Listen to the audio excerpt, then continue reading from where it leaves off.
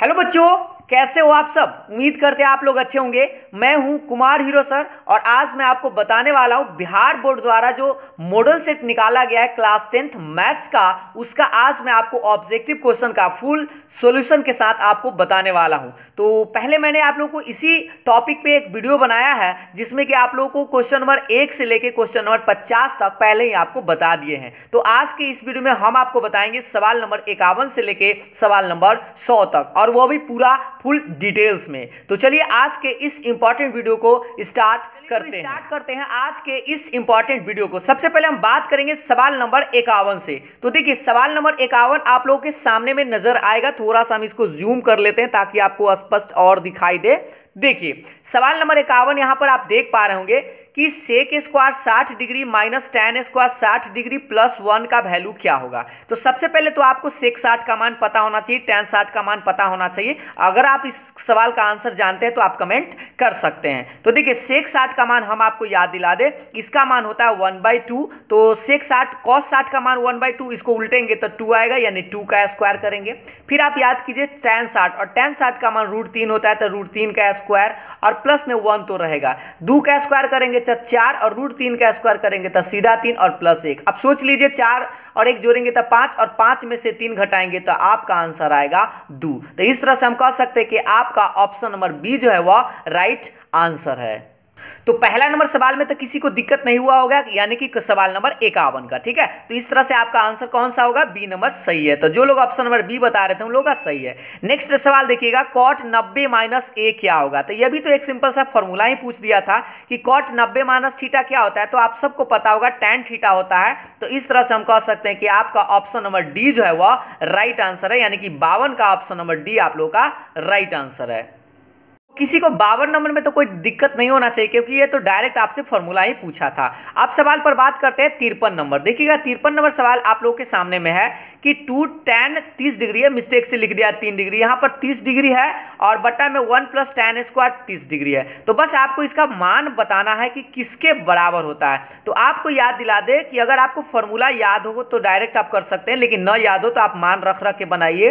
तो tan 30 का मान आपको याद होना चाहिए 1/√3 होता है, और बटा में 1 प्लस ये tan 30 का मान रखिएगा तो 1/√3 का स्क्वायर करेंगे। ठीक है, उसके बाद आपको मान रखना होगा थोड़ा सा अच्छा से, तो 2/√3 और इसको आप जोड़ कर लीजिए तो 1 प्लस 1/√3 का स्क्वायर तो 1/3 आएगा, यानी ऊपर लिख सकते हैं 2/√3 और बटा में इसको भिन्न उनका जोड़ बना लीजिए। ठीक है, तो 3 × 3 और 1 4, तो 4/3 आएगा। अब इसको अगर आप काटेंगे ना, चाहे भाग में गुना में पलट दीजिए तो √3 गुना ये हो जाएगा 3/4। अब देखिए ये 2 से कटेगा और आप जानते हैं क्या, √3 एगो यहाँ है और सीधा 3 है, तो ये कट जाएगा √3 बार में। ठीक है, अब आप इसका मतलब क्या बचा, √3/2। अब आप याद कीजिए कि √3/2 आखिर मान किसका होता है। तो आपको बता दे कि देखिए sin 30 का मान 1/2 होता है, cos 60 का मान 1/2 होता है, और tan 60 का मान √3 होता है, और sin 60 का मान √3/2 होता है। तो इस तरह से कहेंगे कि आपका ऑप्शन नंबर डी जो है वह करेक्ट है। ठीक है, तो इस तरह से 53 नंबर का कौन सा सही था, ऑप्शन नंबर डी आप लोगों का राइट आंसर था। नेक्स्ट सवाल पर आते हैं। ये रहा आप लोग के सामने में 54 नंबर सवाल। थोड़ा सा अगर दिख रहा है, थोड़ा सा जूम कम कर लेते हैं, ये रहा। देखिए अब 54 नंबर सवाल है कि यदि एक 6 मीटर ऊंचे खंबे की छाया पृथ्वी पर 2√3 मीटर लंबी है तो सूर्य का उन्नयन कोण क्या होगा। यहाँ पर अंग्रेजी में भी आप देख पा रहे होंगे। देखिए सबसे पहले आपको करना क्या है, एक 6 मीटर ऊंचा खंबा बना लीजिए। तो यहाँ पर कहा 6 मीटर खंबा, तो 6 मीटर आप ऊंचा खंबा बना लिए। 6 मीटर खंबा की छाया, तो छाया तो जमीन पर पड़ेगा, तो चलिए जमीन पर ये पड़ गया। तो छाया कितना कहा है, से गौर से देखिए, छाया कहा है 2√3 मीटर छाया है। ठीक है, और यहाँ पर ये 90 डिग्री होगा। यहाँ पर आपसे कितना डिग्री का कोण बनेगा ये आपसे पूछ रहा है, और ये यहाँ से मान लीजिए सूर्य है, यहाँ पर आप सूर्य देख पा रहे हैं। ठीक है, ये वाला, तो यहां से आपको ये कितना एंगल बनाएगा ये आपको पता होना चाहिए, यही आपसे पूछ रहा है। तो सबसे पहले आप याद कीजिए, आप जानते हैं कि थीटा के सामने वाला ये P होता है, और ये जो नीचा है वो B है, और ये वाला 90 के सामने वाला H होता है। तो यहाँ P और B पता है, तो P और B आप याद रखिए tan में होता है या cot में होता है। तो tan थीटा बराबर लगा दीजिए, तो tan थीटा बराबर P/B आप लिख सकते हैं। तो इससे आप क्या बनाइएगा, tan थीटा बराबर याद कीजिए, P का मान यहाँ तो 6 दिए हुए हैं तो 6 लिखिए, और B का मान देख लीजिए √3 है। इसको अगर आप काटिएगा तो 3 बार में तो इसी कट गया। अब आप सोचिए 3 के बट्टा में √3 है, तो क्या आप जानते हैं इसको हम ऐसे लिख सकते हैं, tan थीटा बराबर 1/3 में √3 है, तो इसमें आप इसको भी आप काट सकते हैं √3 बार में, यानी √3। तो इस तरह से हम कहेंगे कि tan थीटा का मान किसके बराबर होता है, √3, तो 60 डिग्री का होता है ना। तो इस तरह से कह सकते हैं कि थीटा का मान 60 डिग्री आएगा, यानी कि आपका ऑप्शन नंबर डी जो है वह करेक्ट आंसर है। ठीक है, बस यहाँ पर ध्यान दीजिएगा, ये पहले 2 तिहाई 6 काट दिए थे, 3 आया ना, तो 3 में 2 को √3 होता है, इसलिए √3 से √3 कट जाएगा, तो √3 बार में कटा, तो tan थीटा बराबर √3, और tan कितना डिग्री का मान √3 होता है, तो 60 डिग्री का। तो इस तरह से हम कह सकते हैं कि 54 नंबर का ऑप्शन नंबर डी आप लोग का सही है। ठीक है, तो 54 नंबर समझ में आ गया होगा। अब हम बात करते हैं नेक्स्ट सवाल पर। सवाल देखिएगा, अब आते हैं 55 नंबर सवाल पर। देखिएगा 55 नंबर सवाल भी आपका उसी टाइप का है कि किसी मीनार की ऊंचाई 15 मीटर है। मीनार जैसे कोई खंबा बड़ा है 15 मीटर, जब सूर्य का उन्नयन कोण 60 डिग्री हो तो मीनार की छाया की लंबाई जमीन पर क्या होगा। जैसे एक मीनार पहले बना लीजिए, मीनार मतलब ये इस तरह से खंबा मान सकते हैं इसको, तो मीनार ये खड़ा हो गया। मीनार कह रहा है कै मीटर है, 15 मीटर है, तो चलिए इसको 15 मीटर मान लिए। ठीक है, 15 मीटर।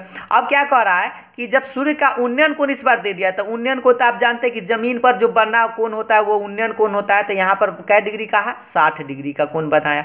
तो पूछ रहा है मीनार की छाया की लंबाई जमीन पर क्या है, तो मीनार की छाया तो यही है ना जमीन पर, तो ये क्या है, तो इसको मान लेते हैं x मीटर है। ठीक है, नहीं जानते हैं तो मान लिए, और यही आपसे पूछ रहा है, तो इसको आप नाम दे सकते हैं A, B और C करके। अब आप सोचिए कि आपको थीटा पता है, और ये आप देखिए थीटा के सामने वाला ये P होता है, और नीचे ये जो रहता है B है और ये H है, तो P और B पता है, तो आप वही tan लगा सकते हैं। तो tan कितना डिग्री लिखेगा, 60, तो tan 60 बराबर लिखेगा P/B, और tan 60 का मान आप जानते हैं कि √3 होता है, और P देख लीजिए कितना है 15, और बट्टा में B का मान यहाँ पर x है, इसी को क्रॉस गुना करेंगे तो आपका आंसर आ जाएगा। थोड़ा सा ऊपर करते हैं, इसको यहाँ से कैलकुलेट करते हैं, तो इसको गुना करेंगे तो क्या मिलेगा, √3x बराबर 15, यानी x बराबर आएगा 15/√3 मीटर। लेकिन आप देख लीजिए 15/√3 मीटर तो कोई है नहीं, तो इसीलिए आपको करना क्या होगा, थोड़ा सा इसको आगे बढ़ाना होगा। तो ऐसे लिख सकते हैं, हर का परमेकरण कर दीजिए, तो 15/√3 और गुना कीजिए √3 से, और भाग भी दीजिए √3 से। ठीक है,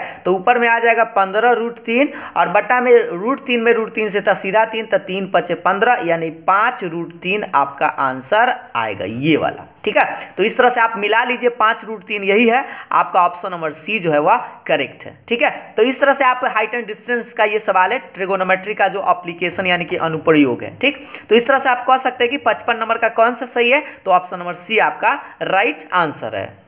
नेक्स्ट सवाल पर आते हैं बुआ से, ये रहा 56 नंबर सवाल। देखिएगा 56 नंबर सवाल देख पा रहे होंगे, निर्देशांक अक्षों के प्रतिच्छेदन बिंदु को कहा जाता है, मतलब क्या कहा जाता है, the point of intersection of the coordinate axis. मतलब जहां पर देखिए ये आप जानते हैं कि ये एक्स एक्सिस वाई एक्सिस जो है जहां पर ये कट करता है ना, इसको क्या बोलते हैं, तो सबको याद होगा कि मूल बिंदु बोलते हैं। किधर है मूल बिंदु, कहाँ है, यही है, ऑप्शन नंबर सी आपका राइट आंसर है, क्योंकि दोनों जो अक्ष है वो एक दूसरे पर कहाँ काटता है, तो मूल बिंदु पर ही कट करता है ना, तो उसको मूल बिंदु बोलते हैं, यानी ओरिजिन बोलते हैं। ठीक है, तो 56 नंबर का था, आप डायरेक्ट ऑप्शन नंबर सी टिक कर सकते थे, बस आपको याद होना चाहिए था।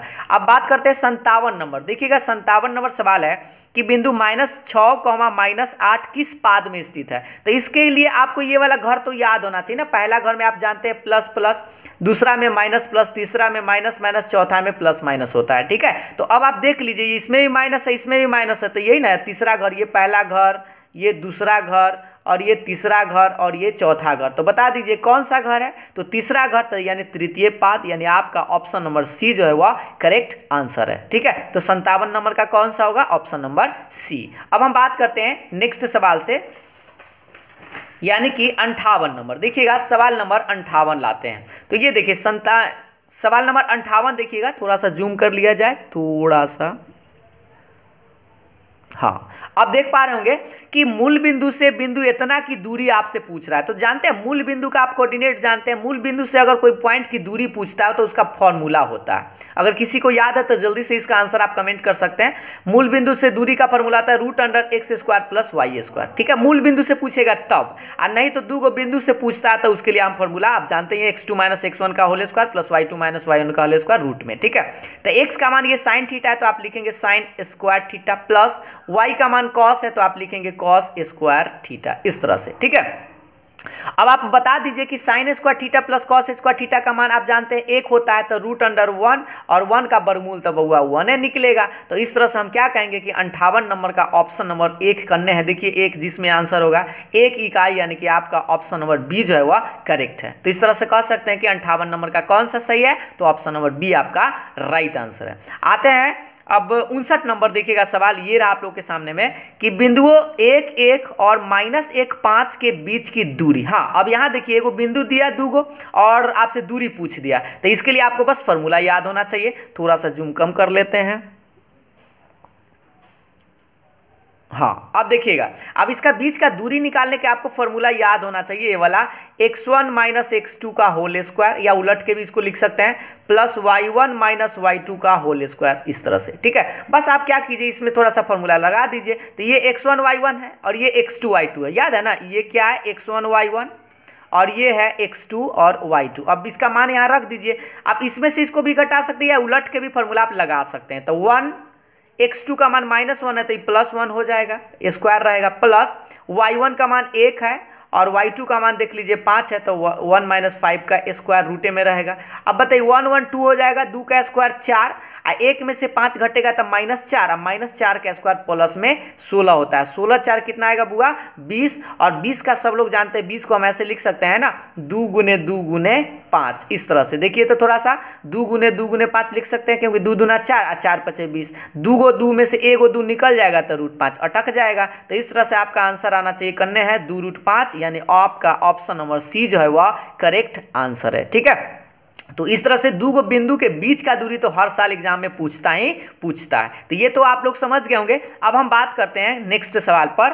देखिएगा नेक्स्ट सवाल, देखिएगा सवाल नंबर 60। सवाल नंबर 60 आप लोग देख पा रहे होंगे, थोड़ा सा आगे बढ़ाते हैं। हाँ, अब देखिए सवाल नंबर 60 कह रहा है रेखा y = 8 का आलेख निम्न में से किस बिंदु से होकर नहीं गुजरेगी। तो नहीं गुजरेगी मतलब कि कौन सा बिंदु इसमें शामिल नहीं होगा, ये आपको बताना। तो देखिए हम आपको बता दें, सबसे पहले आपको ये वाला बात याद होना चाहिए कि y = 8 कहा है ना, इसका मतलब y पर जो है ना, ये 8 पर जो पॉइंट होगा 1 2 3 4 5 6 7 8, ये है y = 8 ई वाला। ठीक है, तो y = 8 ये जो रेखा है ना, किस बिंदु से नहीं होकर गुजरेगी। तो देखिए ये 1,8 है, तो 1,8 तो ये वाला तो यहाँ मिल जाएगा। फिर कहा है 4,8, तो 4 मान लीजिए और 8 यहाँ पर, तो 4,8 भी मिल जाएगा। लेकिन 0,8 कहा है, तो x का मान 0 और 8 यहाँ पर, हाँ यह भी मिल जाएगा। लेकिन 8,1, देखिए 8 इधर जाएगा और 8 जाएगा तो 1 तो यही पॉइंट हो जाएगा, तो ये वाला पॉइंट नहीं होगा। आप सीधा ऐसे भी याद रख सकते हैं कि y का मान बुआ कितना का है 8, तो देख लीजिए किस किस में पॉइंट में y का मान 8 है। इसमें 8 है, इसमें भी y का मान 8 है, इसमें भी 8 है, बट इसमें y का मान 1 है। तो यही आपका बिंदु जो है इस बिंदु से होकर नहीं गुजरेगा, यानी कि आपका ऑप्शन नंबर कौन सा सही है, तो ऑप्शन नंबर डी जो है वह सही है। क्योंकि आपसे क्या पूछ रहा था, बिंदु से होकर नहीं गुजरेगा, था इससे तीनों से तो गुजरेगा ही, बस इससे नहीं गुजरेगा, यानी कि 60 का ऑप्शन नंबर कौन सा सही था, ऑप्शन नंबर डी। ठीक है, तो 60 नंबर समझ गए होंगे।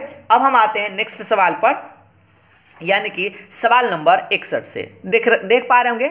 सवाल नंबर 61 देखिएगा कि निम्न लिखित में कौन सा बिंदु प्रथम चतुर्थांश में है। तो ये तो सिंपल सी बात है, प्रथम चतुर्थांश में आप सब जानते हैं कि साइन बस आपको याद होना चाहिए, प्लस प्लस, तो प्लस प्लस में जो होगा वही आपका प्रथम चतुर्थांश में होगा। तो देखिए इसमें भी 10 प्लस में है और 4 भी प्लस में है, तो यही तो आपका आंसर है, क्योंकि कह क्या रहा था प्रथम चतुर्थांश। तो ये देखिए पहला में तो प्लस प्लस ही होता है ना, तो यही आपका आंसर है, सबको चेक करने की जरूरत ही नहीं है। चलिए तो 61 नंबर का कौन सा सही है बुआ सा, ऑप्शन नंबर ए आपका करेक्ट है। ठीक है, अब बात करते हैं 62 नंबर सवाल पर। देखिएगा 62 नंबर सवाल आप लोग के सामने में है कि बिंदु 5,6 की y अक्ष से लंबवत दूरी क्या होगा, मतलब y अक्ष से दूरी क्या होता है। और ये सवाल हर साल बुआ एगो सवाल पूछता है और अक्सर स्टूडेंट इसको कंफ्यूज कर जाता है तो ये बड़ी आसान, लेकिन बात को समझना पड़ता है। देखिए थोड़ा सा आप समझिएगा, 5,6 पहले आप जान लीजिए कि कहाँ होता है, तो 1 2 3 4 5, ये 5 है और y के मान 6 का है, तो 1 2 3 4 5 6 मान लीजिए ये, तो ये वाला पॉइंट आपका 5,6 हो गया। आप जानते हैं कि ये x एक्सिस होता है, ये y एक्सिस होता है, और ये एक्स डैश है और ये वाई डैश है, पता है ना। अब क्या पूछा है, वाई अक्ष से दूरी, तो वाई अक्ष तो यही है, तो यहां से आपको दूरी पूछ रहा है, ये वाला दूरी आपको बताना है। तो याद रखिए वाई अक्ष से जब दूरी पूछता है ना तो आप एक्स का मान लिख देंगे, लेकिन अगर एक्स अक्ष से दूरी पूछे तो वाई का मान लिखिएगा, बस उल्टा करके आपको लिखना होता है, ठीक है। जैसे यहाँ देखिए वाई अक्ष ही है, तो वाई अक्ष से दूर कितना है, तो एक्स जो यहाँ से यहाँ होगा ना वही मान होगा, तो एक्स का मान 5 है तो 5 ही लिख दीजिएगा आंसर। देखिएगा एक बात फिर से याद रखिए, क्योंकि ये सवाल आपको हर साल पूछता है। वाई अक्ष से दूरी पूछे तो एक्स वाला मान बोलिएगा, अगर एक्स अक्ष से दूरी पूछे तो वाई वाला मान बोलिएगा, बस ऐसे याद रखिएगा, जो भी बिंदु दे ले रहेगा उतना, ठीक है। तो इस तरह से कह सकते हैं कि 62 का कौन सा सही है, तो ऑप्शन नंबर ए आपका करेक्ट है। अब बात करते हैं 63 नंबर सवाल। देखिएगा कि बिंदु इतना और इतना को मिलाने वाली रेखाखंड के मध्य बिंदु के नियामक है। इस बार मध्य बिंदु पूछ रहा है, तो मध्य बिंदु तो आप सबको पता होगा, मध्य बिंदु का कोऑर्डिनेट क्या होता है, x1 + x2/2 y1 + y2/2, ये वाला फॉर्मूला ना। अब बस इसमें आप मान रख दीजिए, तो देखिए x1 के मान -2 है और -8, तो लिखिए -2 - 8/2, y1 y2 तो 10 और +14 और बटा में 2, ठीक है।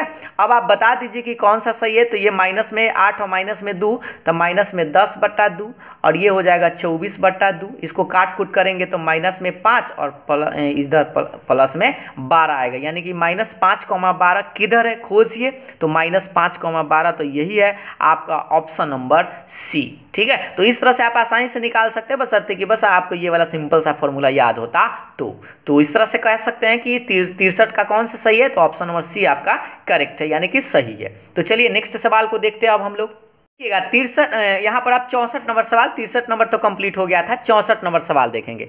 तो 64 नंबर सवाल थोड़ा सा जूम कम कर देते हैं, हाँ देखिए अब दिखाई दे रहा है थोड़ा सा ऊपर, हाँ देखिएगा 64 नंबर सवाल आप लोग देख पा रहे होंगे कि यदि किसी वृत्त के व्यास के छोरों के निर्देशांक इतना और इतना है, तो वृत्त के केंद्र के निर्देशांक कितना होगा। छोर करने का मतलब आपको ये पता होना चाहिए, ये आप मान लीजिए वृत्त है और छोर करने का मतलब एगो ही छोरा और एगो ही छोरा है ना, ये वाला। तो बीच में आप जानते हैं ना कि केंद्र होता है, तो एक तरफ कितना कहा है 6, -8 और दूसरा तरफ कहा है -6,8। तो देखिए ये जो बीच में होता है ना, ये दोनों का मध्य बिंदु होता है, क्योंकि जितना यहाँ से त्रिज्या होता है उतना ही त्रिज्या यहाँ से होता है। तो इस तरह से आप क्या कीजिए, दोनों का मध्य बिंदु बस निकाल दीजिए, आपका आंसर आ जाएगा। तो मध्य बिंदु कैसे निकालते हैं, x1 + x2/2, तो इसको जोड़िए, तो 6 - 6/2 और y1 + y2, तो -8 + 8/2। तो ये 6 में से 6 घटेगा 0, 8 में से 8 घटेगा 0, ये तो ऑप्शन नंबर सी आपका करेक्ट आंसर है, ठीक है।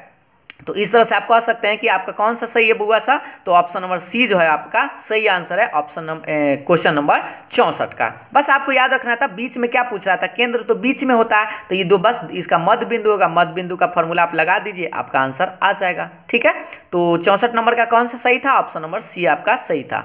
अब आते हैं बुआ सा 65 नंबर सवाल, ये देख पा रहे होंगे 65 नंबर सवाल कह रहा है कि बिंदु 3,4 और P,1 मूल बिंदु से समदूरस्थ है, तो P का मान ज्ञात करें। यानी कि ये बिंदु और ये बिंदु जो है ना, दोनों जो है मूल बिंदु से समान दूरी पर है, तो आप P का मान बताना। जैसे मान लीजिए यहाँ पर मूल बिंदु है 0,0, ठीक है, और एगो दे ले 3,4, यानी यहाँ से यहाँ दूरी जो है ये यहाँ है 3,4 एक बिंदु, और फिर कह रहा है एगो यहाँ मान लीजिए बिंदु है और वो P,1 है, और ये दोनों का जो दूरी है ना वो समदूरस्थ कहने का मतलब होता है समान दूरी पर है। तो आप याद कीजिए इस यहाँ से यहाँ दूरी और यहाँ से यहाँ दूरी जो है ना वो बराबर होगा, बस बराबर करके आप x का मान निकाल दीजिएगा। तो यहाँ मान लीजिए O है और यहाँ A और यहाँ पर मान लीजिए B, तो सोचिए OA बराबर होगा कितना, OB के बराबर होगा। दूरी सूत्र से आप लगा दीजिए, दोनों तरफ स्क्वायर भी कर सकते हैं, तो रूट नहीं लगाना पड़ेगा, तो ये वाला फॉर्मूला लगाइए। आप सब जानते हैं ना कि x1 - x2 का स्क्वायर होता है,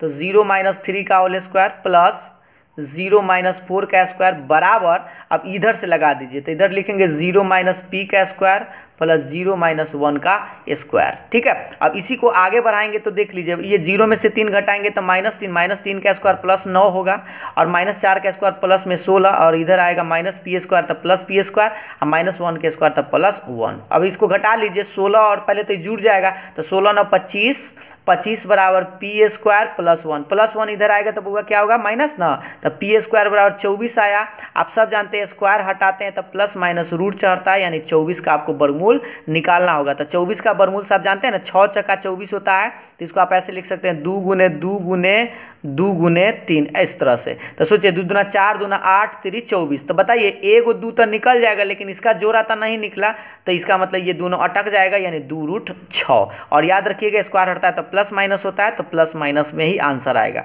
तो खोज लीजिए कौन सा ऑप्शन सही है बउआ सा, प्लस माइनस 2 रूट 6, यानी कि आपका ऑप्शन नंबर डी जो है वह करेक्ट है। तो याद रखिए यही सवाल आपसे 2 नंबर के सवाल में पूछे तो आप पूरा डिटेल्स में इतना बना दीजिए, आपको आसानी से आंसर आ जाएगा। अगर 1 नंबर में है तो आपको सिर्फ और सिर्फ आंसर चाहिए, ठीक है।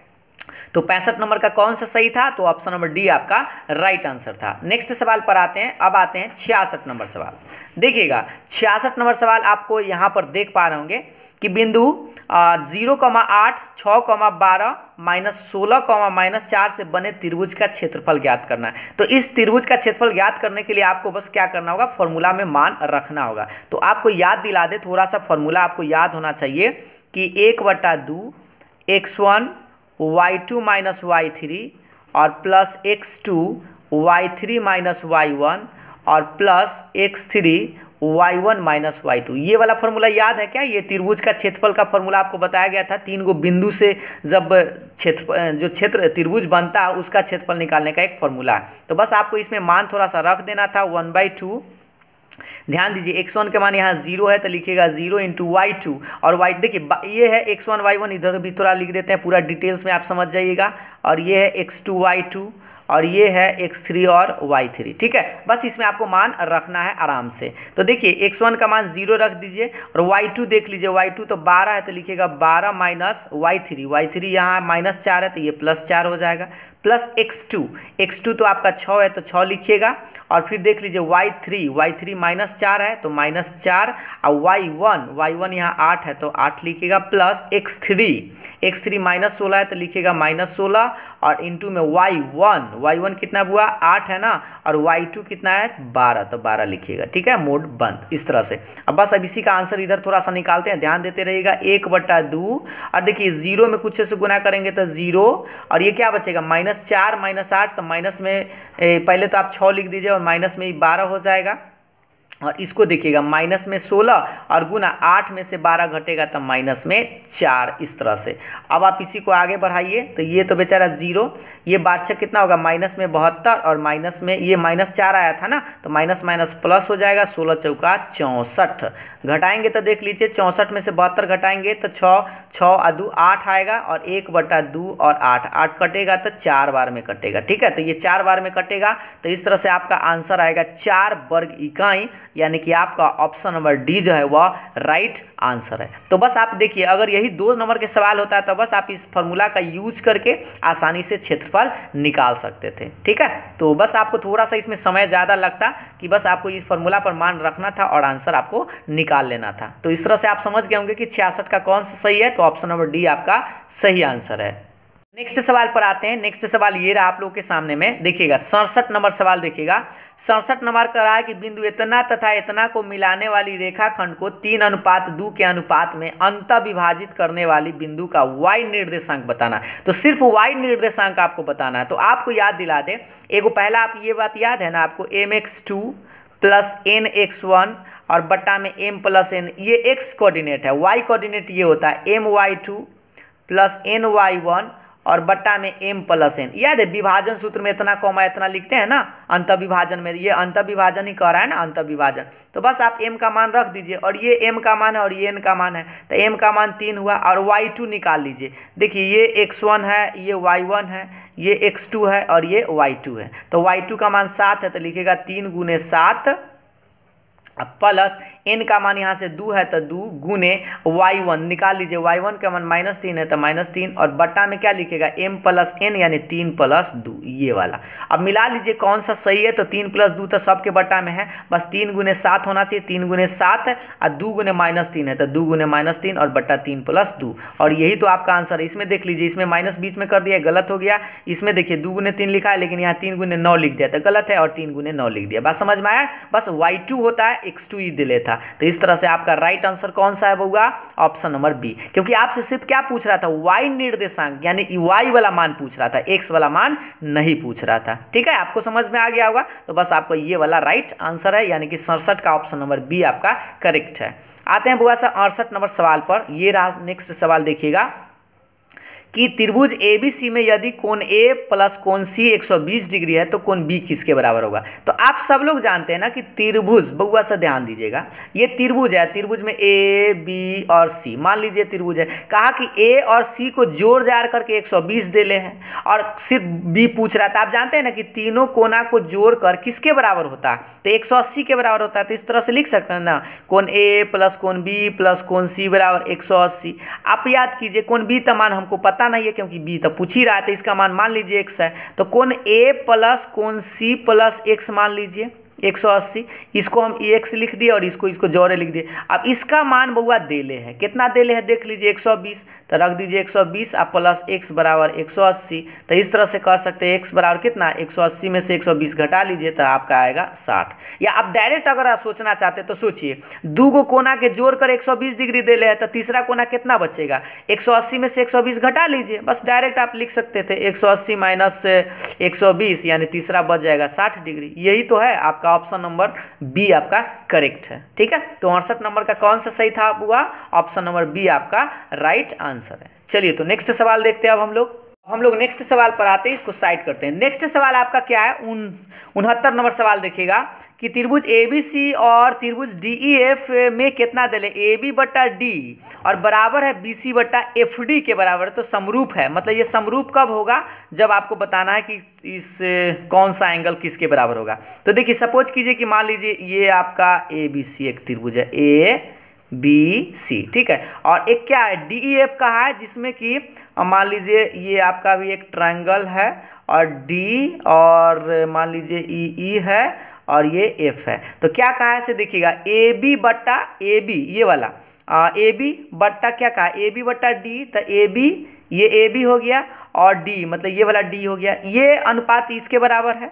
फिर क्या कहा है BC, तो ये वाला BC है मान लीजिए, और FD के बराबर, तो FD यही ना ये वाला। तो सोच लीजिए कि अगर ये समरूप कब होगा, जब ई कोना फिक्स है कि ये कोना के बराबर होगा, यानी कि ऑप्शन B जो है D के बराबर होना चाहिए। किधर है B और D के बराबर, यानी आपका ऑप्शन नंबर D जो है वह करेक्ट है। तो इस तरह से कह सकते हैं कि ऑप्शन नंबर कोण B जो है वो कोण D के बराबर होना चाहिए, तब ये दोनों त्रिभुज कौन सा होगा, समरूप त्रिभुज होगा। ठीक है, तो 69 नंबर का कौन सा सही था, ऑप्शन नंबर डी। अब आते हैं 70 नंबर सवाल। ये रहा आप लोगों के सामने में 70 नंबर सवाल कह रहा है कि त्रिभुज ABC और त्रिभुज PQR जो है समरूप है, और जिसमें कि दिल है BC बट्टा QR 1/5 के बराबर। तो आपको बताना है कि त्रिभुज PQR का क्षेत्रफल और त्रिभुज ABC का क्षेत्रफल का अनुपात कितना होगा। तो आपको याद दिला दे, दो गो समरूप त्रिभुज के क्षेत्रफल का अनुपात जो है ना, उसके संगत भुजाओं के वर्गों के अनुपात के बराबर होता है। तो BC बट्टा QR के वर्गों के अनुपात के ऐसे भी लिख सकते हैं, इसका भी स्क्वायर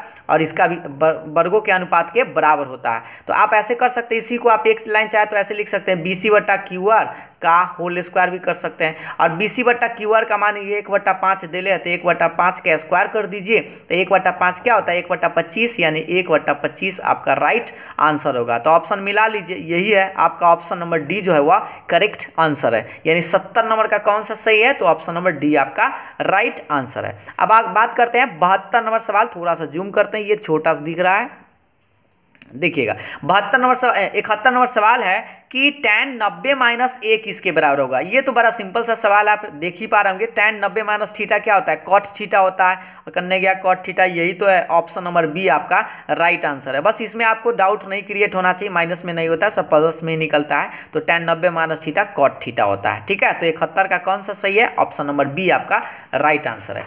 अब बात करते हैं 72 नंबर सवाल पर। देखिएगा 72 नंबर सवाल यहाँ पर आप देख पा रहे होंगे कि दी गई आकृति डी जो है पैरेलल है, मतलब समांतर है BC के। देखिए ये वाला डी जो है ना, ये BC के समांतर ये, ठीक है। और यदि AD 5 है, देखिए यहाँ से यहाँ कहा 5, और DB कहाँ है, ये DB है, और ये कहा 6, और AE का मान 8 है। देखिए यहाँ से यहाँ 8 है, तो आपसे क्या पूछ रहा है, EC का मान ये क्या हुआ, तो मान लीजिए x है। और आपको थेल्स प्रमेय से पता है ना कि अगर ये और ये समांतर होता है तो इसका अनुपात इसका बटा इसका बराबर होता है इसका बटा इसका, मतलब AD बटा DB बराबर होगा AE बटा EC। अगर ये समांतर होता है तो हम क्या कर सकते हैं, 5 के बट्टा में 6 मतलब 5 बटा 6 बराबर होना चाहिए 8 बटा x के। अब इसे आप कैलकुलेट करके मान निकाल सकते हैं, गुना कर लीजिए, तब 5 में 1 से तब 5x बराबर 8 6 के 48। अब इसे x बराबर कितना आएगा बउआ सा,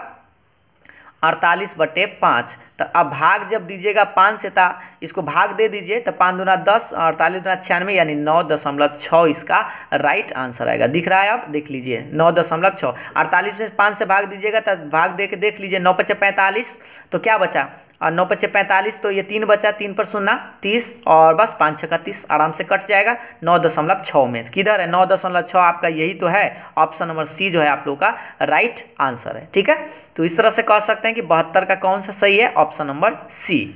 आगे बात करते हैं देखिएगा 73 नंबर सवाल, ये रहा आप लोग के सामने में, थोड़ा सा जूम कम कर ले। हाँ, 73 नंबर सवाल क्या है कि दो समान कोणिक त्रिभुजों में उनकी संगत भुजाओं का अनुपात सदैव समान रहता है, ये किसने कहा है। तो याद रखिएगा ये जो है ना थेल्स, न्यूटन, आर्यभट्ट या पाइथागोरस पर में, तो ये जो कहा है वो थेल्स जो है वैज्ञानिक वही कहे हैं कि दो समान कोणिक त्रिभुजों में उनकी संगत भुजाओं का अनुपात सदैव समान रहता है। कौन बोले हैं, थेल्स जी। ठीक है, तो इस तरह से 73 का कौन सा सही है, तो ऑप्शन नंबर ए जो है वह करेक्ट है। अब बात करते हैं बुआ 74 नंबर सवाल पर। कहता है एक बाह्य बिंदु से वृत्त पर कितनी स्पर्श रेखाएं खींची जा सकती है, मतलब एगो वृत्त है, ठीक है, और एक बाह्य बिंदु, बाह्य मतलब बाहर वाला एक बिंदु ले लीजिए, ठीक, वृत्त से बाहर ले लिए, और वृत्त पर कई गो स्पर्श रेखा खींच सकते हैं। तो याद रखिएगा एगो स्पर्श रेखा आप ऐसे खींच दिए, एगो स्पर्श रेखा, स्पर्श का मतलब होता है बस छू के निकल जाना चाहिए। आप देखिए आप ऐसे नहीं खींच सकते क्योंकि तो काट ही देगा ना, बस आपको छू कर निकलना चाहिए। तो बस कै गो आप खींच सकते हैं, 2 गो खींच सकते हैं, तो आंसर इसका ऑप्शन है गायब है। चलिए ऑप्शन इसका बताते हैं, किधर है ऑप्शन भाई, ये रहा आपका ऑप्शन, देख लीजिए 1 2 3 या अनगिनत। तो इस तरह से कह सकते हैं आप 2 ही गो बाह्य बिंदु से, मतलब बाहर वाला बिंदु से, बाहर जैसे वृत्त से बाहर कोई एगो बिंदु लीजिएगा ना, तो इस पर आप 2 गो स्पर्श रेखा खींच सकते हैं, और दोनों के दोनों समान होता है, ये भी आपको पता होना चाहिए। ठीक है, तो 74 का कौन सा सही है बुआ, ऑप्शन नंबर बी आपका राइट आंसर है। अब बात करते हैं 75 नंबर सवाल, ये रहा आपको सामने फिगर सहित देख पा रहे होंगे कि दी गई आकृति में PA और PB 2 स्पर्श रेखा, ये देख पा रहे होंगे ना कि ये जो है ना PA ये वाला और ये जो PB दिखाई दे रहा है, दोनों बराबर है, कहा है ना, दोनों नो बराबर नहीं कहा, दोनों का स्पर्श रेखा है, और वो जो है केंद्र वाले वृत्त पर इस प्रकार है कि APO 40 डिग्री, अच्छा हम सो एंगल की बात कर रहा है, तो देखिएगा APO करने APO ये वाला है बुआ 40 डिग्री, सिर्फ ये नन की, ठीक है, और A कौन पूछ रहा है, कौन OAB, कौन करने हैं OAB, ये वाला कौन OAB, ये वाला छोटा एंगल आपसे पूछ रहा है कि कितना होगा। तो देखिए सबसे पहले आपको इसका थ्योरम याद कीजिए, ये 40 डिग्री है ना, तो ये भी आपका 40 डिग्री ही होगा, तो ये पूरा मिला के कितना हो गया 180। आप देखिए आप जानते हैं ना कि यहाँ पर ये सम को क्या बोलते हैं, प्रतिच्छेद स्पर्श रेखा है, तो ये 90 पूरा होगा, यह भी पूरा 90 होगा। तो आप याद कीजिए ये 90 और ये कितना हो गया 80, तो आप जोड़ लीजिए 90 90 180 और प्लस में 80 ये वाला, तो जोड़ जाड़ के कितना आया 0 8 8 16 यानी कि 260 डिग्री आया, सिर्फ इसको मिलाकर। आप जानते हैं ना ये चतुर्भुज है ना एक, तो चतुर्भुज है, तो ये वाला एंगल आप निकाल लीजिए पहले, ठीक है, तो ये एंगल निकालने के लिए चतुर्भुज, तो 360 में से 260 घटा लीजिए, तो कितना डिग्री आया 100 डिग्री, है ना, तो ये वाला भाई जो है ना 100 डिग्री आ गया, ठीक है, कितना डिग्री आया वो इधर लिख देते हैं 100 डिग्री आया, ई कोना ई वाला, तो ई कोना आया, लेकिन हमको ननकी कोना का मान चाहिए, तो याद रखिएगा ई जो है ना ये वृत्त का क्या है त्रिज्या, और त्रिज्या दोनों समान है, तो इसका मतलब ई जो छोटा वाला कोना है और ई छोटा कोना बराबर होगा। तो आप याद कीजिए छोटा सा त्रिभुज आपको दिखाई दे रहा होगा, ये त्रिभुज में कितना होता है 180 डिग्री कोण होता है ना, त्रिभुज में 180 डिग्री होता है, लेकिन सोचिए 180 डिग्री में ये 100 डिग्री तो यह हो गया, तो 100 डिग्री हो गया, तो 80 डिग्री ना बचेगा इसका मिलाकर, ये दोनों बराबरे होता है, तो बराबरे क्योंकि यहाँ त्रिज्या और त्रिज्या बराबर है, तो इसलिए ई कोण और ई कोण बराबर होगा, यानी 80 का आधा होगा, यानी कि आपका 40 डिग्री आना चाहिए। तो किधर है 40 डिग्री करने मिला लीजिए, यही है आपका ऑप्शन नंबर ए जो है वह करेक्ट आंसर है। ठीक है, एक बार फिर से याद दिला दे, ये 40 है ना, तो ये 80 हो जाएगा पूरा, और पूरा 80 और ये 90 होता है, तो 90 90 जोड़ेंगे 180 180 में 80 जोड़ेंगे तो 260 डिग्री तक खा लिया गया क्या, इसको इसको इसको जोड़कर, और ये वाला कितना बचेगा, तो 360 में से घटा लीजिए तो 100 डिग्री आ गया ना। तो 100 डिग्री आने के बाद ये भुजा और ये तो बराबर है त्रिज्या के अनुसार, तो ये कोण और ये कोण बराबर होगा। तो ये जब 100 है तो कितना बचेगा, 180 में से 100 घटाएंगे तो 80 डिग्री ना बचेगा, तो 80 का ये आधा होगा, तो यानी 40 डिग्री आपका आंसर होगा। ठीक है, तो इस तरह से कह सकते हैं कि 75 नंबर का कौन सा सही है, तो ऑप्शन नंबर ए आपका राइट आंसर है। अब बात करते हैं 76 नंबर। देखिएगा 76 नंबर सवाल आप लोग देख पा रहे होंगे कि दी गई आकृति में QOR करने हैं कि भाई QOR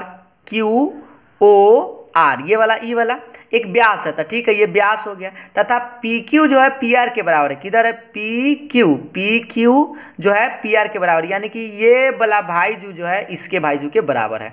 तो पूछ रहा है कौन PQR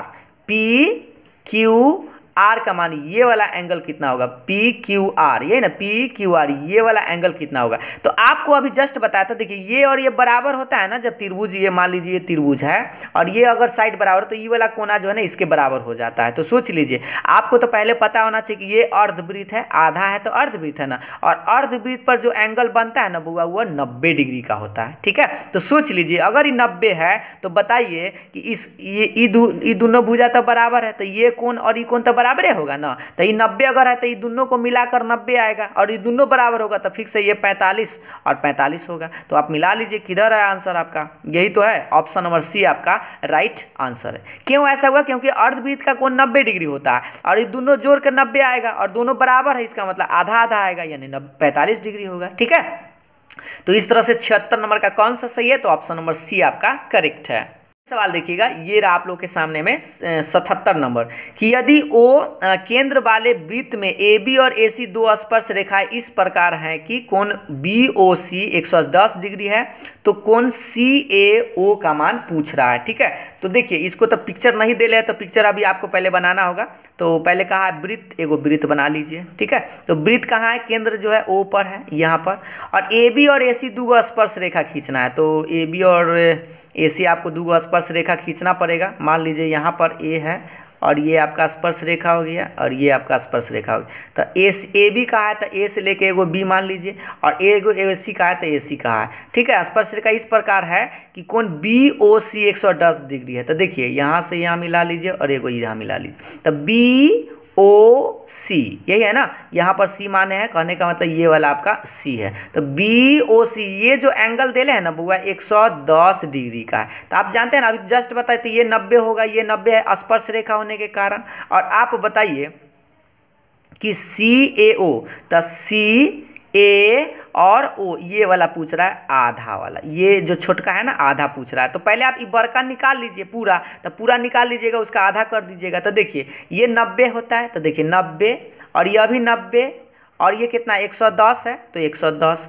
अब बता दीजिए कि इसको जोड़ के कितना आया, इतना जोड़ लीजिए, 9 9 18 180 प्लस 110 जोड़ जार करेंगे तो 290 आएगा। तो 290 तो इसको जोड़ के आ गया, तो ये पूरा कितना बचेगा, ये तो चतुर्भुज है, और चतुर्भुज करने का मतलब 360 में से अगर घटा लीजिएगा बउआ सा, 360 में से 290 घटा लीजिएगा तो 16 में से 9 गया 7, यानी कि 70 डिग्री आएगा। तो 70 डिग्री ये पूरा आया, तो 70 का आधा ही होगा ना ये वाला, तो आधा होगा, यानी कि आपका ऑप्शन नंबर सी जो है वह करेक्ट है। ठीक है, तो इस तरह से कह सकते हैं कि 77 नंबर का ऑप्शन नंबर सी जो है आपका राइट आंसर है। अब बात करते हैं नेक्स्ट सवाल, देखिएगा ये रहा 78 नंबर सवाल की बिंदु टी से किसी वृत्त के स्पर्श रेखा की लंबाई 12 सेंटीमीटर है।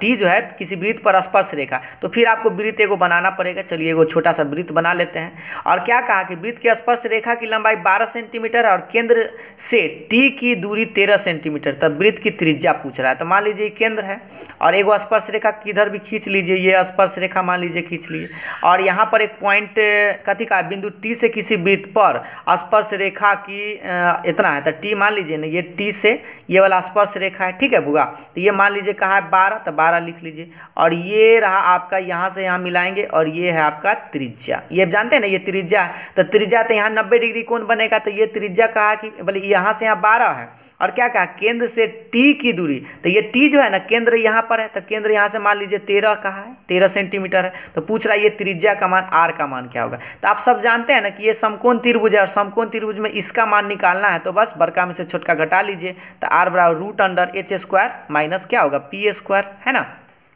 तो एच का मान 13 के स्क्वायर माइनस 12 के स्क्वायर घटाइएगा तो 169 में से 144 यानी आएगा रूट 25, और 25 का वर्गमूल आप सब जानते हैं कि कितना होता है, 5 होता है। तो किधर है 5, खोजिए, यही तो है आपका ऑप्शन नंबर डी। 78 नंबर का कौन सा सही है बुआ, 5 सेंटीमीटर, यानी ऑप्शन नंबर डी आपका राइट आंसर है। ऐसे भी आपको याद होगा ये 12 है 13 है, तो बस समकोण त्रिभुज होने का मतलब है कि 5 सेंटीमीटर ही होगा। ठीक है, अगला सवाल पर आते हैं बुआ। ये रहा आप लोग के सामने में नेक्स्ट सवाल, देख पा रहे होंगे। नेक्स्ट सवाल, ये सर्कल देख पा रहे होंगे, इसमें है दी गई आकृति ओ एक वृत्त का केंद्र, ये जो है ना बुआ वृत्त का केंद्र है। ठीक है, और क्या पूछ रहा है से देख लीजिए, कोण पी क्यू पी आर बराबर 60 डिग्री है। ये जो है ना पी क्यू आर यानी पी, देखिए पी क्यू पी आर ये वाला 60 डिग्री है, और क्यू पूछ रहा है कोण O Q R, O Q R ये वाला ननकी का मान कितना होगा, ये आपको बताना है। तो देखिए आपको एक नियम याद होगा कि यहाँ जो एंगल बनता है ना, ये एंगल का दुगुना नहीं, ये वाला जो है ना ये दुगुना होता है ये वाला, और ये छोटा होता है। तो यह मान लीजिए ये तो दे लेता 60 डिग्री, तो 60 डिग्री है तो ये दुगुना होगा, तो 120 डिग्री वाला कोण आ जाएगा ना। तो 120 डिग्री ई वाला आ गया, लेकिन पूछ रहा है ननकी कोण। तो देखिए ये तो आपका कहा है ना कि सेंटर है, ये कहा है ना वृत्त, वो जो है वृत्त का केंद्र है। तो केंद्र है तो यहाँ से यहाँ तो त्रिज्या ना होगा, तो त्रिज्या है, तो ये वाला भुजा और भुजा बराबर है। तो सोचिए बराबर है तो ई कोण और ई कोण बराबर होगा। तो 120 अगर ये वाला आया है तो ये और ये मिलके कितना आएगा, 60 आएगा ना, क्योंकि त्रिभुज के 3 कोणों का एक फल 180 डिग्री होता है। तो ये और ये मिलके 60 डिग्री आएगा, तो 60 का आधा कर दीजिए, यानी कि आपका आंसर आना चाहिए था ये वाला कोण है ना 30 डिग्री। किधर है ऑप्शन, यही है आपका ऑप्शन नंबर बी जो है वह करेक्ट आंसर है। ठीक है, तो अब हम बात करते हैं क्वेश्चन नंबर नेक्स्ट, यानी कि 80 नंबर सवाल। देखिएगा थोड़ा सा जूम कर लिया जाए, देखिएगा 80 नंबर सवाल आप लोग देख पा रहे होंगे कि आंकड़े 15, 20, 84, 29, 41, 45, 60, 55 का 65 का परिसर। तो परिसर मतलब रेंज होता है। रेंज निकालने का सबसे अच्छा तरीका है कि सबसे बड़का में से सबसे छोटका को घटा दीजिए। तो सबसे बड़ा तो बउआ यही है 84, ऐसे बड़का कोई ना देख लीजिए ना तो गड़बड़ा जाएगा। 84 या सबसे छोटका कौन है बउआ, तो 15 सबसे छोटका है, तो 15 को आप घटा लीजिए। 14 में से 5 गया 9, और ये हो गया 7, 7 में से गया 6, 69। किधर है, यही तो है आपका पहला नंबर ऑप्शन, क्योंकि परिसर मतलब होता है सबसे बड़का में से सबसे छोटका। तो सबसे छोटा वाला यही ना बुआ 15, और सबसे बड़ा 84, 84 में से 15 घटा लीजिए तो 69 आंसर आएगा। ठीक है, तो आपका ऑप्शन नंबर कौन सा सही है बुआ, ऑप्शन नंबर ए जो है आपका करेक्ट है। ठीक है, अब हम बात करते हैं नेक्स्ट। देखिएगा नेक्स्ट नंबर सवाल ये रहा आप लोग के सामने में, एक देखिएगा यहाँ पर 81 नंबर सवाल है, 1, 2, 3 डॉट डॉट डॉट एन का समांतर माध्य। तो समांतर माध्य निकालने का मतलब जानते हैं, माध्य का मतलब होता है क्या, सबको जोड़कर कैसे भाग देते हैं, एन जय को संख्या रहता है तैसे आप भाग दे देते हैं। तो पहले आप जानते हैं 1 से लेके एन तक जोड़ने का एक फार्मूला होता है, n इंटू एन प्लस 1 अब बाई 2 इतना होता है। ठीक है, लेकिन अब रही बात की है तो सिर्फ इसको जोड़े हैं। माध्य निकालने का क्या मतलब होता है, माध्य का मतलब होता है जय गो संख्या है तैसे भाग, तो कै गो संख्या है एन गो, तो आप इसमें एन से भाग देना होगा ऐसे। ठीक है, तो एन से जब भाग देंगे तो एन से एन तक बेचारा कटिए ना जाएगा, तो एन प्लस 1 बाई 2 आएगा, यानी ये वाला आपका राइट आंसर होगा option number C, N plus 1 by 2। तो सबसे पहले आपको ये वाला याद होना चाहिए, 1 से लेकर एन तक जोड़ते हैं ना, एपी का सवाल है ये जोड़ते हैं तो N into N plus 1 by 2 आएगा।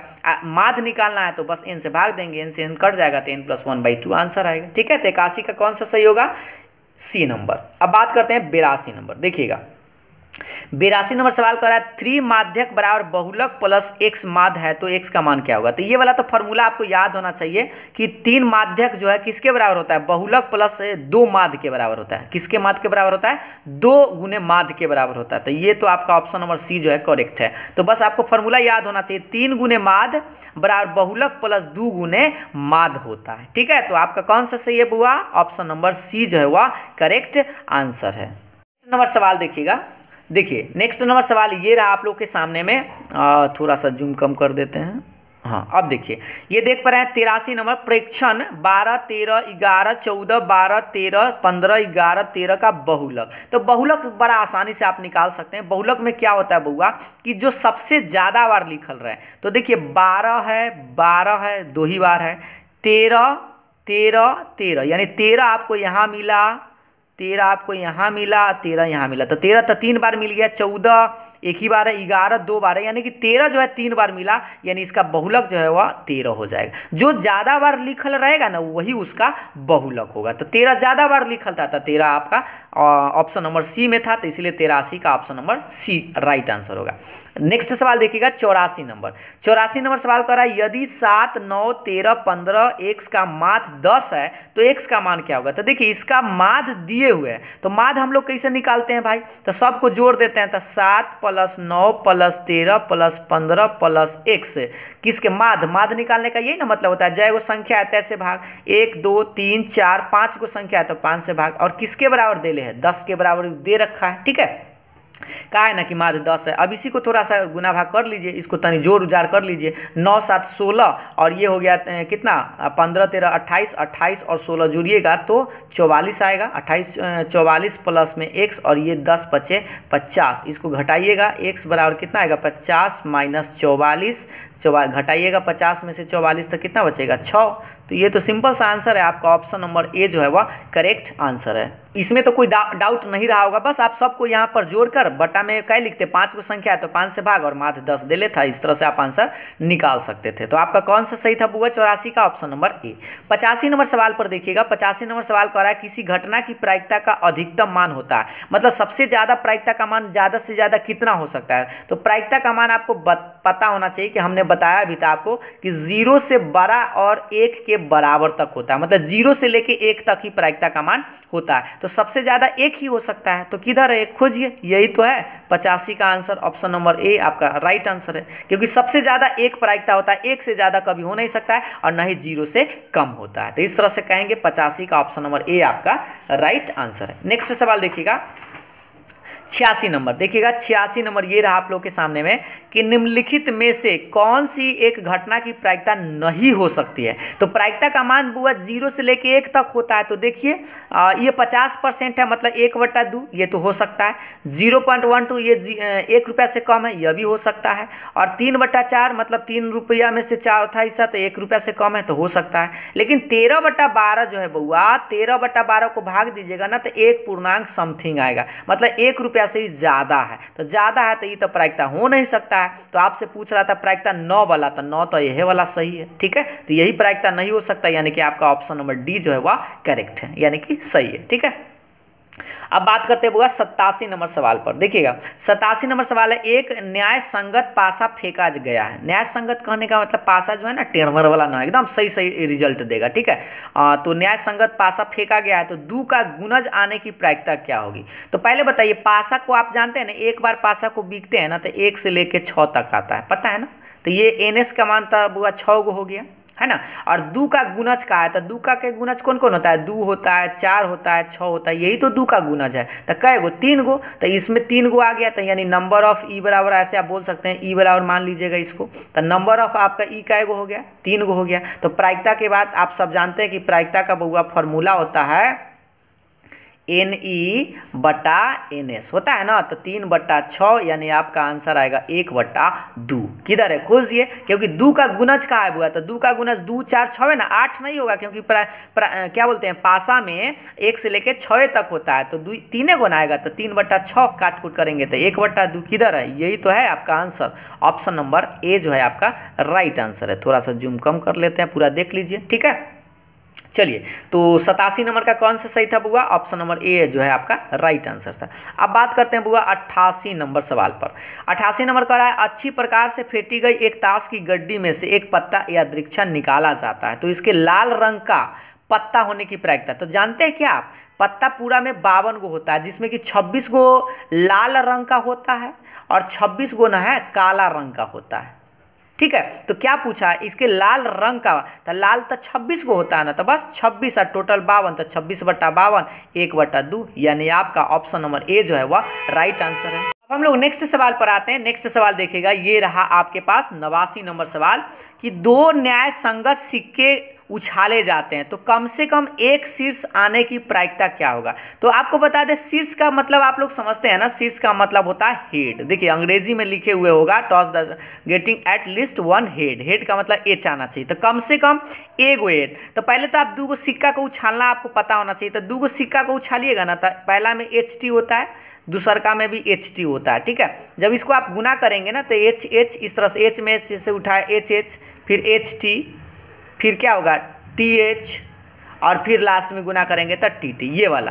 तो टोटल क्या हुआ बुआ, एन एस का मान 4 हुआ, तो नीचा में 4 तो आपका होना ही चाहिए। तो अब देखिए अब क्या बोला है, कम से कम एक शीर्ष, मतलब कम से कम एगो वाला भी चलेगा, दूगो वाला भी चलेगा, ये आपको खोजना था। इसमें दूगो एच है तो ये चलेगा, एगो एच है चलेगा, एगो एच है चलेगा, तो 3 गो आंसर आएगा। तो 3/4 आपका राइट आंसर होगा। इधर है ऑप्शन नंबर डी आपका करेक्ट है। फिर से समझिएगा, दो न्याय संगत मतलब दूगो पासा सिक्का को उछालेंगे ना तो 4 गो पूरा आया, 4 गो में कह रहा है कम से कम एगो, तो मतलब एगो वाला भी चलेगा और दूगो वाला भी चलेगा। तो इसमें दूगो चित्त था, मतलब दूगो हेड था, तो दोनों चले, एहो चलेगा, एहो चलेगा और एहो चलेगा। तो क्या गो 3 गो चलने वाला है ना, तो 3 टोटल 4 गो है, तो 3/4 आंसर हो गया ऑप्शन नंबर डी। ठीक है, आगे देखिएगा 90 नंबर सवाल देखिएगा ध्यान से कि 3 सिक्के के उछाल में संभव परिणामों की संख्या क्या होगा। तो 3 गो सिक्का उछालेंगे ना बउआ, तो पहला का में एच टी, दूसरका में एच टी और तीसरका में भी एच टी। ठीक है, तो अब आप बताइए, इसमें 2, इसमें 2, इसमें 2, गुना कर लीजिए, 2 दूना 4, दूना कितना 8। ये रहा आपका आंसर। तो ये तो बड़ा सस्ता सवाल था, यही है ऑप्शन नंबर डी आपका करेक्ट आंसर है। ठीक है, थोड़ा सा जूम कर लेते हैं। हाँ अब देखिए, तो 90 नंबर सवाल आप लोग समझ में आ गया होगा। अब आगे बढ़ते हैं, देखिएगा 91 नंबर सवाल को देखते हैं बुआ सर। 91 नंबर सवाल है, 8 सेंटीमीटर त्रिज्या वाले वृत्त के अंत वर्ग का क्षेत्रफल क्या होगा। मतलब क्या है कि एक कह रहा है ये वृत्त है, ठीक है, तो 8 सेंटीमीटर त्रिज्या वाले वृत्त है भाई, एक त्रिज्या करने है, ये त्रिज्या है। ठीक है, और अंतर्गत वर्ग बनाने के लिए कह रहा था, एगो वर्ग पहले आप बना लीजिए, ये वाला तो वर्ग बना लिए, ये वर्ग है। ठीक है, और वर्ग में कह रहा है त्रिज्या, तो त्रिज्या तो ये ना होता है बुआ, यहाँ से यहाँ 8 है, त्रिज्या कितना का है 8 है। तो क्या आपको पता है यहाँ से यहाँ पूरा ही मिला देंगे ना, ये सीधा होगा, तो 8 8 कितना हो जाएगा 16। तो आप जानते हैं ये वर्ग का ये विकर्ण है, तो यानी वर्ग का विकर्ण आपको पता है √2 गुने a बराबर कितना दिया 8, और 8 मिला देंगे तो 16। तो वर्ग का विकर्ण जो है वो 8 और 8 16 ना हो जाएगा। तो इससे आप a का मान कितना आएगा बुआ 16/√2। तो ये भुजा तो निकल गया, और आपसे क्षेत्रफल पूछ रहा है, तो क्या होता है वर्ग का क्षेत्रफल क्या होता है, भुजा स्क्वायर होता है ना। तो भुजा स्क्वायर यानी 16/√2 का स्क्वायर कर दीजिएगा। तो 16 के स्क्वायर कितना होता है 256, और √2 का स्क्वायर सीधा 2 काटिए तो 128। ये रहा आपका आंसर। किधर है ऑप्शन नंबर, खोजिए जल्दी से। तो आपका ऑप्शन नंबर डी जो है वह करेक्ट है। ठीक है, 16 का स्क्वायर 256 ही होगा ना, 256 में 2 से भाग दे दीजिए, बस 128 करने हैं। ऑप्शन नंबर डी आपका करेक्ट है। ठीक है, दिख रहा है पूरा। अच्छा, अब बात करते हैं बुआ नेक्स्ट नंबर सवाल में 92 नंबर, 2 वृत्तों की परिधियों का अनुपात इतना है तो इनके क्षेत्रफलों का अनुपात कितना होगा। तो देखिए परिधि कहिए चाहे त्रिज्या कहिए, यही एक ही चीज होता है। तो R1 R2 का अनुपात, मतलब परिधि का अनुपात इतना है तो त्रिज्या का अनुपात भी इतना ही आएगा, 4:5। तो क्षेत्रफल क्या होता है स्क्वायर होता है ना, तो बस दोनों का स्क्वायर कर दीजिएगा ट्रिक से। तो 4 के स्क्वायर 16 और 5 के स्क्वायर 25, ये आपका आंसर आएगा। तो 16:25 यही तो है, ऑप्शन नंबर डी आपका करेक्ट आंसर है, यानी कि सही आंसर है। ठीक है, तो 92 का कौन सा होगा बुआ सा, ऑप्शन नंबर सी। नेक्स्ट सवाल देखिएगा, ये रहा आप लोग के सामने में नेक्स्ट अगला नंबर सवाल, देख पा रहे होंगे 93 नंबर बुआ सर। यदि एक समबाहु त्रिभुज का क्षेत्रफल 9√3 सेंटीमीटर है स्क्वायर है तो इसकी भुजा क्या होगा। तो क्या आपको पता है समबाहु त्रिभुज का क्षेत्रफल होता है √3/4 गुने भुजा स्क्वायर, और इसका तब बुआ देले है 9√3। ठीक है, एक बार फिर से देखिए, √3/4 गुने भुजा स्क्वायर इस समबाहु त्रिभुज का क्षेत्रफल का फॉर्मूला होता है, और किसके बराबर देले है तो 9√3। इसको बर्बाद करो भाई, बर्बाद कर दिए। तो a स्क्वायर बराबर कितना आएगा बुआ 9 चके 36। तो a का मान कितना होगा 36 का वर्गमूल कितना होता है 6 होता है ना। तो भुजा के मान 6 सेंटीमीटर करने हैं, 6 सेंटीमीटर लगाओ ठीक। 93 का ऑप्शन नंबर ए आपका करेक्ट आंसर। ठीक है, दिखाई दे रहा है ना बुआ 93 का ऑप्शन नंबर कौन सा सही है, ए नंबर। अगला सवाल देखिएगा, ये रहा 94 नंबर सवाल। 93 कंप्लीट हो गया, हाँ 94 नंबर देखिएगा।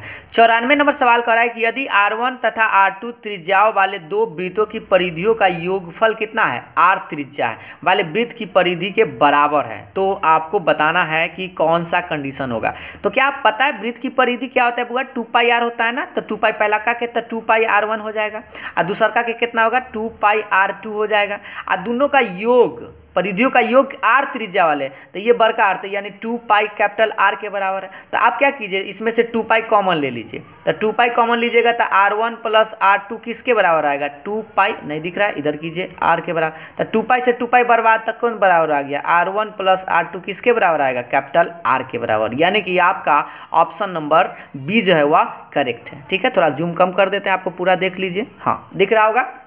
क्या कर रहा था, परिधियों का योग जो है ना R त्रिज्या वाले वृत्त के परिधि के बराबर, तो इसका परिधि पहले निकाले था 2πr और इसका परिधि था 2πr2 है, तो R2 और किसके बराबर है, तो R वाला के तो 2πr के बराबर। ठीक है, बस इस दोनों में से 2π कॉमन लीजिए, 2π से 2π कट जाएगा तो R किसके बराबर आएगा, R1 प्लस R2 के, यानी कि आपका ऑप्शन नंबर बी जो है वह करेक्ट है। नेक्स्ट सवाल देखिएगा, 95 नंबर सवाल बुआ देख पा रहे होंगे, यदि शंकु की ऊंचाई और त्रिज्या 3 गुनी हो जाती है, मतलब यदि शंकु की ऊंचाई और त्रिज्या 3 गुनी हो जाती है तो शंकु का आयतन हो जाएगा कितना गुना। तो देखिए ऊंचाई और त्रिज्या दोनों को 3 गुना कर दिया गया, तो पहले आप शंकु का आयतन पहले पता कीजिए। तो शंकु का आयतन सबको याद है ना, 1/3 πr² इतना होता है। ठीक है, और 3 गुना कीजिए अब, तो r का मान आप लिखिएगा 3r और h का मान 3 लिखिएगा। तो देखिए 1/3 पाई तो रहेगा, r के मान आप कितना लिखिएगा बुआ, 3r स्क्वायर, और h का मान भी 3 गुना करना है तो 3h, इस तरह से। अब आप देख लीजिए, गुना करके देखिए 1/3 पाई रहने दीजिए और ये हो जाएगा r स्क्वायर,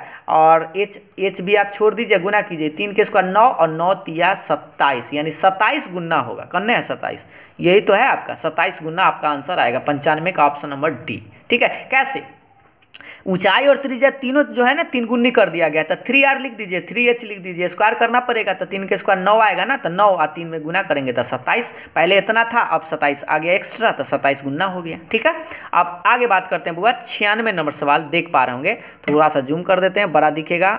96 नंबर सवाल देखिएगा कि r त्रिज्या वाले अर्धगोला के कुल पृष्ठ का क्षेत्रफल क्या होता है। तो क्या आपको जानते हैं अर्धगोला, अर्धगोला ये है बउआ, ये अर्धगोला, तो पूरा जो गोला अगर बना देते हैं ना तो उसका 4πr² होता है पूरा का, मतलब गोला का, और आधा कर दिया गया तो 2 और एक वही वाला जुड़ जाता है, यानी कि 2πr² तो आधा हुआ, प्लस ये वाला एक्स्ट्रा जो ऊपर वाला है ना वो जुड़ जाता है, तो πr² जुड़ जाता है, तो 3πr² इसका अर्धगोला का पृष्ठ क्षेत्रफल होता है। ठीक है, तो करने गया 3πr² किधर है भाई, यही तो है आपका ऑप्शन नंबर बी जो है वह करेक्ट है। ठीक है, सवाल देखिएगा, नेक्स्ट सवाल 97 नंबर। ठीक है, तो 97 नंबर सवाल देख पा रहे होंगे, शंकु के छिन्नक का आयतन, ये तो वो फॉर्मूला ही है, बस याद होना चाहिए, करने हैं फॉर्मूला भाई। देखिए ये सब तो नहीं होता है, ये भी नहीं होता है, वो नहीं होता, ये होता है ना, 1/3 πh गुना r² प्लस छोटका r² प्लस छोटका r इंटू बड़का r, यही तो है। पहला नंबर आपका आंसर होना चाहिए, शंकु के छिन्नक का आयतन यही होता है। ठीक है, और ये तो होता नहीं है, यही है। ठीक,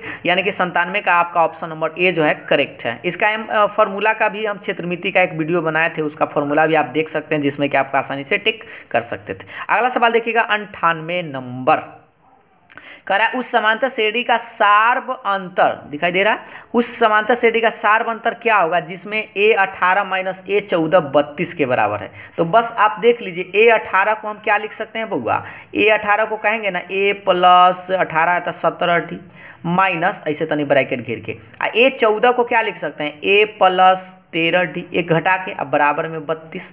तो देख लो बउआ, ए से तो टपक जाएगा, 17 में से 13 गया तो 4d बराबर 32, इसको टपका दो 8 बार में, तो 8 इसका आंसर है, करने हैं 8 भाई, यही तो है, यही है आपका ऑप्शन नंबर सी जो है वह करेक्ट है। क्योंकि सोच लीजिए एक बार फिर से बता दें, a18 मतलब t18 जानते हैं ना, a प्लस 17d होगा, a14 है तो a प्लस 13d होगा, a से तब कट ही जाएगा, प्लस माइनस है, और 17 में से 13 घटेगा तो 4 बराबर 32, 8 चौके 32, d के मान कितना आएगा 8। यानी आपसे क्या पूछ रहा था, सार्व अंतर मतलब d पूछ रहा था, 98 का ऑप्शन नंबर सी जो है वह करेक्ट होगा।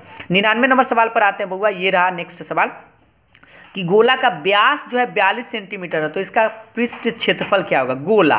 तो गोला का तो पृष्ठ क्षेत्रफल आप जानते हैं ना 4 पाई आर स्क्वायर होता है, लेकिन यह व्यास है मतलब डी के मान 42 है, तो इस तरह से आर का मान कितना हो गया 42 का आधा आता है 21 सेंटीमीटर। अब बस इसमें आप रख दीजिए, थोड़ा सा गुना उना करना पड़ सकता है इसको, 22/7 गुने आर का मान 21 गुने 21, ठीक है।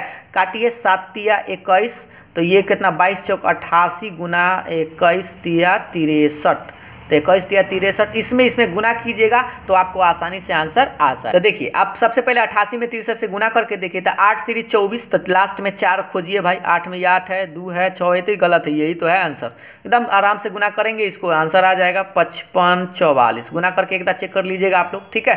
तो कौन सा सही है 99 का, ऑप्शन नंबर सी। लास्ट देखते हैं अब ये 100 नंबर सवाल क्या है कि एक बेलन की ऊंचाई 14 सेंटीमीटर है, तो बेलन के वक्र सतह का क्षेत्रफल 264 सेंटीमीटर, 264 है ना, हाँ 264 सेंटीमीटर स्क्वायर है, तो इसका आयतन पूछ रहा है आप लोगों से, ठीक है। तो देखिए सबसे पहले तो आपको बता दें कि h का मान दे ले, थोड़ा सा इधर बढ़ाते हैं, h का मान कितना है 14 सेंटीमीटर। अब वक्र सतह कहने का मतलब सरफेस एरिया जो होता है ना वो होता है 2 पाई आर एच होता है, तो 2 पाई आर एच कितना दे ले 264, इसको काट कुट कर सकते हैं, तो काटिए थोड़ा सा अच्छा से, तो h का मान आप कितना रखिएगा 14, तो रखिए 2 पाई आर एच बराबर, एच का मान तो रखवे नहीं किए, चलिए फिर से लिख देते वही चीज़, चलिए मान रख दीजिए 2 गुने 22/7, आर का मान तो पता नहीं है बउआ, और एच का मान देख लीजिए, एच का मान 14 दे ले बराबर 264, ठीक है। अब इसको थोड़ा सा काट कुट करिए, तो 7 दूनी 14, तो ये 22 दूना 44 दूना 88 आएगा, या आप इसको ऐसे भी, चलिए इस 22 से 22 को काटिए, तो पहले ये इसको काटिएगा तो 22 से कम 22 और बचेगा 4, यानी 22 दूना 44, 12 बार में, तो ये हो गया 2 दूना 4, आर बराबर 12, यानी कि आर बराबर आएगा आपका 3, ठीक है। तो आर के मान 3 आ गया, लेकिन आपसे वो क्या पूछ रहा है बउआ, आयतन पूछ रहा है। तो बेलन का आयतन आप जानते हैं ना पाई आर स्क्वायर एच होता है, पाई का मान 22/7 गुने आर का मान करने हैं, आर का मान तो निकाल के लाए हैं 3 गुने 3, और एच का मान 14 दिए हुए था, इसको काटेंगे 7 दूना 14, तो 3 3 9 दूना 18 में 22 से गुना करना है, तो 22 गुने 18 गुना कीजिए, 18 दूना 36 के 6 हासिल 3, 18 दूना 36 और 3 39, यानी 396 आएगा। तो 396, तो यही है ऑप्शन नंबर डी, ये वाला गलत है, यानी कि ऑप्शन नंबर डी आपका राइट आंसर है, ठीक है। तो इस तरह से 100 नंबर का कौन सा सही है बुआ, ऑप्शन नंबर डी जो है आप लोग का राइट आंसर है। तो आज हमने आपको यही किए हैं कि कंप्लीट कर दिए हैं, 100 गो ऑब्जेक्टिव आपका कंप्लीट हो गया है। तो आप लोग एक बार हमें बता दीजिएगा कि आप लोगों का कितना सही हुआ है। और आज हमने आपको सिर्फ ऑब्जेक्टिव बताया, कल से आपको हम इसका शॉर्ट टाइप का ऑब्जेक्टिव क्वेश्चन सब्जेक्टिव क्वेश्चन करवाएंगे, ठीक है। तो आप लोग मेरे चैनल पर बने रहिए, ताकि आपको ऑब्जेक्टिव से लेकर सब्जेक्टिव सारा वीडियो आप लोगों को आसानी से मिलते रहे। तो चलिए आज के वीडियो को यहीं समाप्त करते हैं, फिर मिलते हैं नेक्स्ट वीडियो में, तब तक के लिए बाय बाय, थैंक यू।